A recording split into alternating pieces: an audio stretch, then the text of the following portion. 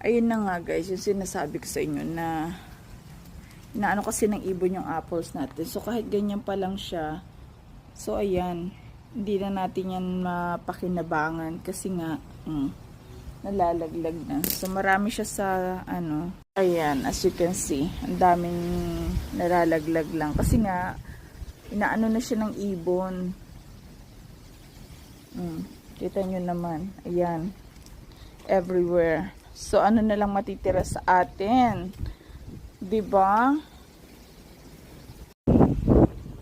Yan yung apple natin, medyo malakas ang hangin. So ayan siya guys, ayan.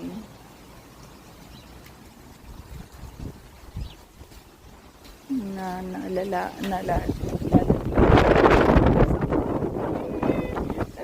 na si Ninang. Kamusta naman yung buhok natin na ganyan?